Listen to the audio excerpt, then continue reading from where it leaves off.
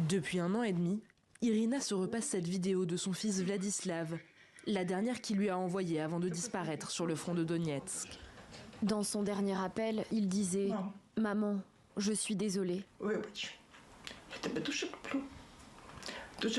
Je t'aime très fort et j'aime l'Ukraine. Je pars au combat avec le commandant.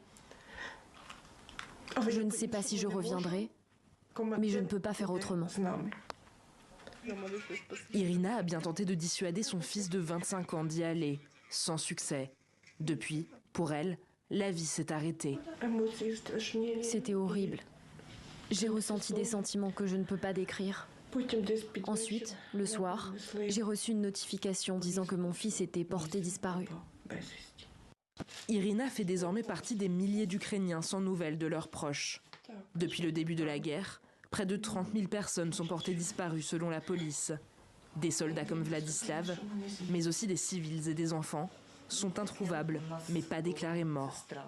Pour ces familles plongées dans l'incertitude, la technologie est souvent le seul espoir.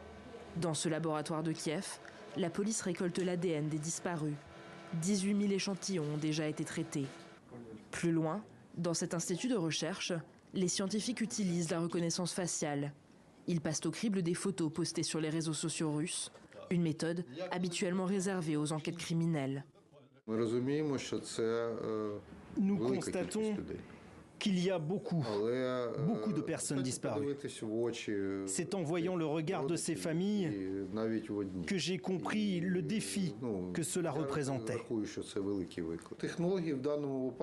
La technologie leur donne un tout petit espoir et on ne peut pas laisser passer cette opportunité. Le Comité international de la Croix-Rouge enquête lui aussi sur le sort des personnes disparues des deux côtés du front. Grâce à l'organisme, 8 000 familles auraient déjà réussi à obtenir des nouvelles de leurs proches.